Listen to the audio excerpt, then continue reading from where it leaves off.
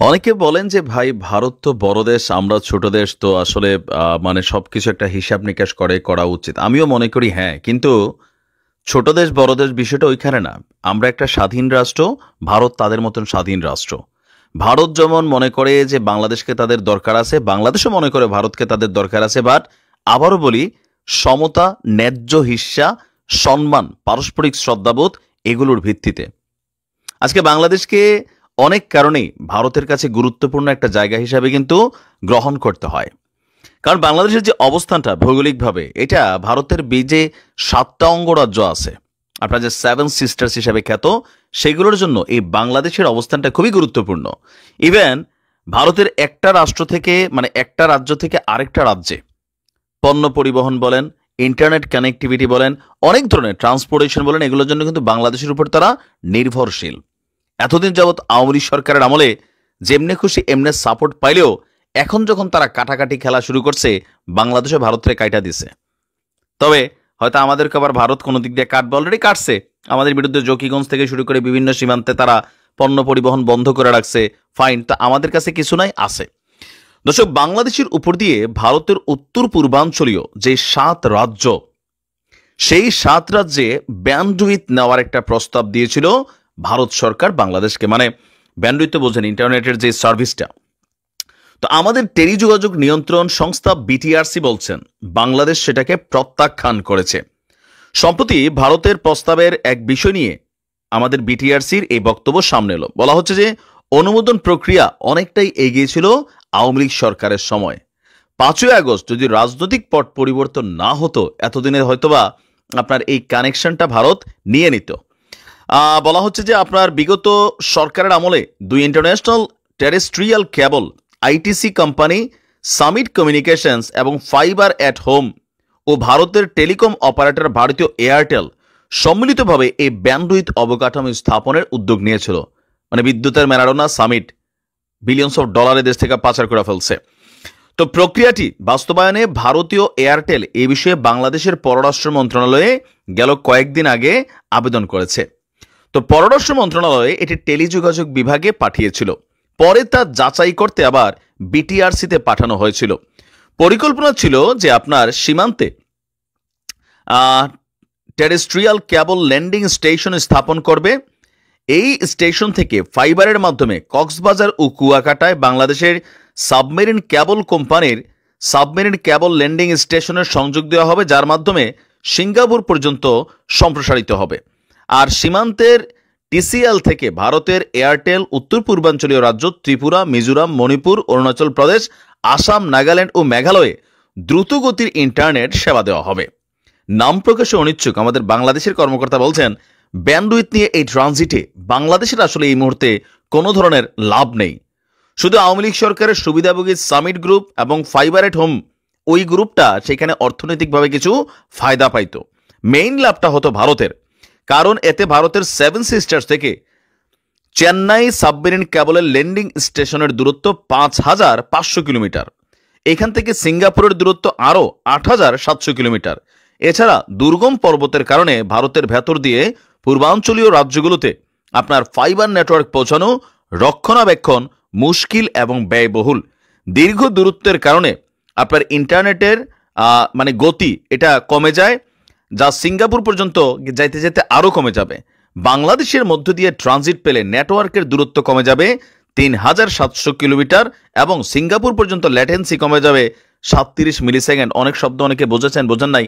Main কথা হচ্ছে এখানে ধান্দাটা করতে চাইছে ভারতের এয়ারটেল কোম্পানি আর ভারতের সরকার। বাংলাদেশের কোনো লাভ হইতো না, হয়তো শুধু 2টা কোম্পানি যাদের কাছ থেকে হয়তো সরকার নানান ধরনের ফায়দা টায়দা নিচ্ছে, অথবা সরকারেরই তারা বড় বড় ক্যারেক্টার ছিল সামিট গ্রুপের, এটা আপনারা সকলে জানেন।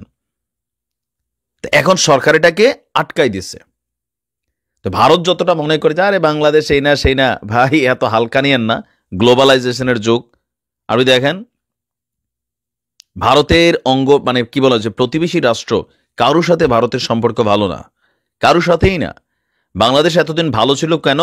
যা চাইতো আওয়ামী লীগ তা দিত, সেগুলোর কারণে ভালো ছিল।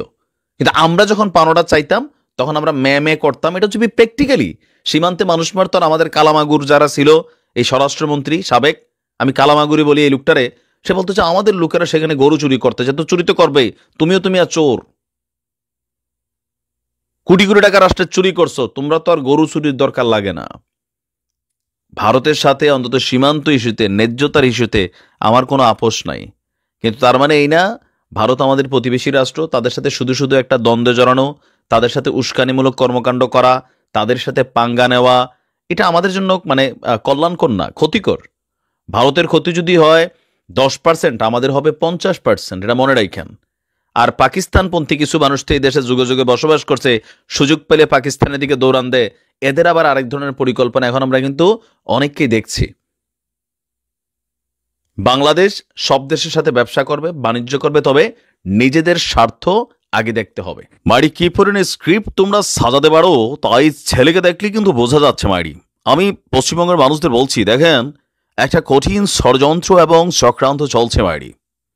আপনার দেশের জনগণকে উস্কানোর জন্য আপনার সরকার পরিকল্পিতভাবেই আপনাদেরকে একটা প্রেসক্রিপশন দিচ্ছে, আর সেখানে বিভিন্ন রকমের ঔষধ লিখছে।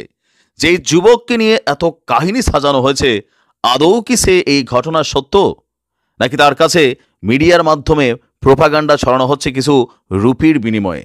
বিশ্বাস করেন, আমাদের দেশে এমন কোনো ঘটনা ঘটেনি, বাট নতুন একটা ডাইমেনশন দেওয়ার চেষ্টা করছে, যেখানে আপনার দেশে আমার মতন কিছু বুঝের মানুষের কথা শুনে, আবার আমার দেশে আপনাদের কথা শুনে আমরা চাচ্ছি দুই বাংলার মধ্যে কোনো রকম শত্রুতা না হোক, কিন্তু সেখানে আপনাদের রাষ্ট্রের কিছু যুবক নানান ধরনের ষড়যন্ত্র কিন্তু এড়েছে।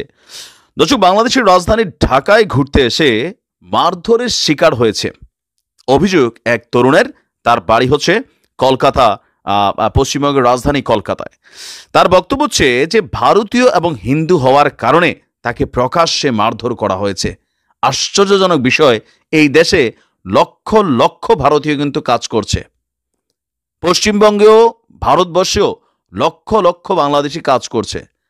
এখন পর্যন্ত বাংলাদেশে ভারতের কোনো জনগণকে হাত তোলা তো মানে দূরের কথা, গালিও দেওয়া হয়নি। এটা হচ্ছে প্র্যাকটিক্যাল। এমনি আন্দোলন চলছে, বিক্ষোভ চলছে, আপনার দেশেও চলছে। আপনারা আমাদের হাইকমিশন ঘেরাও করছেন, আমরা আপনাদের হাইকমিশন ঘেরাও করছি, কিন্তু এই দেশে বসবাসকারী, কর্মের কারণে, ব্যবসার কারণে থাকা একজন মানুষকে মানে ওই দেশের নাগরিক হওয়ায় মারধর করছে, যে কত বড় একটা ষড়যন্ত্রের ফাঁদ পেতেছে আপনি দেখেন। ভারতীয় বার্তা সংস্থা পিটিএর বরাত দিয়ে আপনার ভারতের মোটামুটি গদিবাদী একটা মিডিয়া এনডিটিভি, তারা বলছে যে গত মাসের শেষের দিকে, মানে নভেম্বরের শেষের দিকে এই ভারতীয় যুবক বাংলাদেশে এসেছিল। কলকাতার এই যুবকের নাম হচ্ছে সায়ান ঘোষ। তার দাবি, তিনি ভারতের একজন হিন্দু হওয়ায় তাকে অজ্ঞাত ব্যক্তিরা মারধর করেছে। কেন মাইরি? তো তোমাকে যখন মারধর করেছে, তুমি বাংলাদেশে আমাদের পুলিশের কাছে গিয়েছো? কলকাতার উত্তর প্রান্তের বেলঘরিয়ার বাসিন্দা 22 বছর বয়সী সায়ান গত 23শে নভেম্বর বাংলাদেশে এসেছিলেন এবং নিজের এক বন্ধুর বাড়িতে ওঠেন। ঢাকার ওই পরিবার তাকে তাদের নিজের ছেলের মতোই রেখেছিল। তার বক্তব্য হচ্ছে, সে এবং তার বন্ধু গত 26শে নভেম্বর সন্ধ্যায় ঘুরতে বের হয়েছিল। তবে আমার বন্ধুর বাড়ি থেকে প্রায় 70 মিটার দূরে 4-5 জন যুবকের একটি দল আমাকে দাঁড় করায়। তারা আমার পরিচয় জিজ্ঞেস করে, আমি তাদেরকে ভারত থেকে এসেছি এবং একজন হিন্দু জানালে তারা আমাকে লাথি এবং ঘুষি মারতে শুরু করে। এমনকি তারা আমার বন্ধুকেও আক্রমণ করে, যে আমাকে বাঁচানোর চেষ্টা করেছিল। এখন যেই ছেলেটার কাছে আসছিল বাংলাদেশে, তার নাম ঠিকানা দেওয়া দরকার। যদি এই ঘটনা সত্যি হয়, তাহলে ওই এলাকার ওই 5 জন যুবককে বাংলাদেশের জনগণ নিজ দায়িত্বে আম গাছের সাথে লটকাইয়া ছুটিয়ে লাল করে দেবে। যদি ঘটনা আমাদের বাংলাদেশের যেই ছেলেটার কাছে এই সায়ান ঘোষ দাবি করছে এসেছিল, নিশ্চয়ই আমাদের সেই ছেলেটা সাক্ষী দিবে ঘটনা সত্য নাকি মিথ্যা। তার দাবি, তাকে ছুরি দেখিয়ে তার মোবাইল এবং মানিব্যাগ ছিনিয়ে নেয়। কোনো পথচারী আমাদের উদ্ধার করতে আসেনি, পুলিশও ছিল না। তারপর নাকি সে শ্যামপুর থানায় গিয়েছিল, তার অভিযোগ নিতে অস্বীকার করেছে পুলিশ। এর পরিবর্তে পুলিশ তাকে জিজ্ঞেস করছিল, কেন বাংলাদেশে এসেছি? আমি তাদেরকে আমার পাসপোর্ট এবং ভিসা দেখানোর পর, আমার বন্ধু ও তার পরিবার সদস্যদের সাথে কথা বলার পর তারা আমাকে চিকিৎসা নিতে বলে। তার বক্তব্য আরও মানে রহস্যময়, বা যেখানে প্যাস লাগছে। সে বলছে কি, দেখেন, দুটি বেসরকারি চিকিৎসা কেন্দ্রে চিকিৎসা নিতে গেলে তারা স্বাস্থ্য সেবা দিতে অস্বীকার করে এবং অবশেষে ঢাকা মেডিকেল কলেজে হাসপাতালে যান। ঘটনার 3 ঘন্টা পর তিনি সেখানে চিকিৎসা পেয়েছিলেন। তার কপালে এবং মাথায় বেশ কিছু সেলাই করা হয়েছিল, তার মুখেও আঘাত করা হয়েছিল। তার দাবি, তিনি এখনও আতঙ্কিত। গত 30শে নভেম্বর কলকাতা ফিরে আসার পর বেলঘরিয়া থানায় অভিযোগ দায়ের করেন, কারণ দর্শনা সীমান্ত ফাঁড়িতে ইমিগ্রেশন বা বাংলাদেশ বর্ডার গার্ড কেউই আনুষ্ঠানিকভাবে তার অভিযোগ নথিভুক্ত করেনি। তো সে বলছে তার এবং তার বন্ধুর নিরাপত্তার কথা চিন্তা করে ঢাকার হাই কমিশনে সে যেতে ভয় পাচ্ছিল। এখন আমরা যদি দেখি আপনার বিষয়টি রাজনৈতিকরণ না করার কথা জানিয়ে এই যুবক বলেন তিনি কলকাতায় বাংলাদেশি ডেপুটি হাই কমিশনে অভিযোগ জানাতে চান। তবে আমরা বিষয়টাকে নিয়ে দেখতে চাই, এই শায়ান ঘোষ যদি সত্যবাদী হয়ে থাকে বাংলাদেশে কোন যুবকের কাছে আসছিল, আমাদের যেই থানার নাম উল্লেখ করেছে সেই থানায় সে গিয়েছিল কিনা সেটার সিসিটিভি ফুটেজ দেখা জরুরি। এর পাশাপাশি বাকি যে বক্তব্যগুলো দিয়েছে সেগুলো সত্য কিনা। এখানে সে কিন্তু অনেক বক্তব্য রহস্যজনক, আমার কাছে এগুলো ক্লিয়ার মনে হয় নাই। এটা একটা ষড়যন্ত্র ছাড়া আর কিছুই না। আর যদি সত্য হয় আমরা দায়িত্ব নিয়ে বলছি এই শায়ান ঘোষ আমাদের সাথে যোগাযোগ করুক, তার বন্ধুর সাথে আমাদেরকে কথা বলার ব্যবস্থা করুক। আমি নিজে আমার চ্যানেল থেকে যেই যুবকরা আমাদের এই অতিথির উপরে হাত তুলেছে বাংলাদেশে, সেটার বিচার এই দেশের জনগণ করবে, রাষ্ট্র করবে। তবে একটা ষড়যন্ত্র কিন্তু তৈরির চেষ্টা চলছে। তুমি 30শে নভেম্বর সেখানে গেছো, বাংলাদেশের মিডিয়াতে এটা ভাইরাল হওয়ার কথা। ঘরে ঘরে এখন মোবাইল ইউটিউবার আছে, তুমি তোমার ফেসবুকে কি এগুলো নিয়ে কোনো আপডেট করছিলা, আপলোড করছিলা? তোমাদের হাই কমিশনে কেন যাওনি? কেন তোমার বন্ধু বিষয়টা নিয়ে প্রটেস্ট করেনি? তবে আমার কাছে মনে হচ্ছে নতুন একটা খেলা চলছে। এই খেলায় কি হবে জানেন? কলকাতা বা পশ্চিমবঙ্গে বা ভারতে বসবাসরত অনেক বাংলাদেশিরা অত্যাচারের শিকার হবে এই ছেলের এই ধরনের বক্তব্যের কারণে। আর যদি কলকাতায় কোনো বাংলাদেশের গায়ে হাত দেওয়া হয়, বাংলাদেশে বসবাসকারী কোনো ভারতীয় কিন্তু নিরাপদ থাকবে না। আপনি বিষয়টা বুঝতে পারছেন কোন লেভেলের মাস্টার? কারণ আমাদের দেশের জনগণ রিয়েক্ট করবে, আপনি যখন রিয়েক্ট করবেন এই দেশের জনগণও রিয়েক্ট করবে। এই রিয়েক্ট খেলায় কে লাভবান হবে? পশ্চিমবঙ্গ, বাংলাদেশ, ভারতের অন্যান্য স্টেটের কথা আমি খুব বেশি বলি না। আমাদের মধ্যে একটা আন্তরিকতার জায়গা ছিল, ভাষার দিক থেকে আমরা এক। পশ্চিমবঙ্গে যখন কোনো ঘটনা হয় আমি আমার চ্যানেল থেকে প্রতিবাদ করি। আমাদের দেশে যখন কোনো যৌক্তিক ঘটনা হয় পশ্চিমবঙ্গের মানুষ আমাদের পক্ষে কথা বলে। এই ভালোবাসাটা তো ছিল।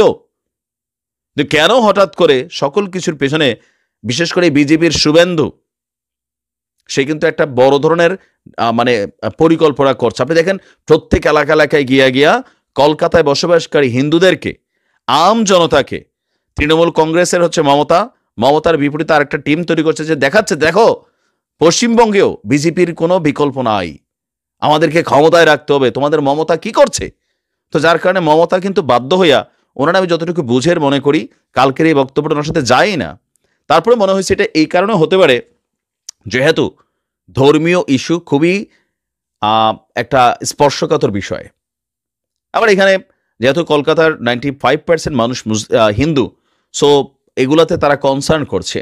তাদের দেশের মিডিয়া বারবার প্রশ্ন করছে মমতাকে, যেখানে আপনারা কি ভাবছেন, নায়ক নায়িকাদের দেখলে প্রশ্ন করছে বাংলাদেশে কি ভাবছেন। একটা না একটা কিছু বলতে হয়, আর ওইটাই বলতে হয় যেটা জনগণ শুনতে চায়। এখানে বিজেপি চিকনভাবে একটা রাজনীতি কিন্তু করছে। ভারতের আমজনতার উদ্দেশ্যে বলবো, সীমান্তে উল্টাপাল্টা আইসা নিজেরও বিপদে পড়েন না, দুই দেশের মধ্যে জং লাগায়েন না। কারণ যদি ঢুইকাই যান তখন কিন্তু মারি আমরা ভুলে যাব যে আপনি কলকাতা থেকে আসছেন নাকি ভারত আসছেন, ভারত কি পরাশক্তি না ... কারণ যদি মাতৃভূমির উপর হাত পড়ে আর কোন রকম অবস্থান নিজের কাছে এই সুশীল মুশীল সাজার সময় নাই, বের হয়ে যাব কিন্তু আমরা। বাট এগুলোকে বন্ধ করেন যারা বুঝের মানুষ আছেন।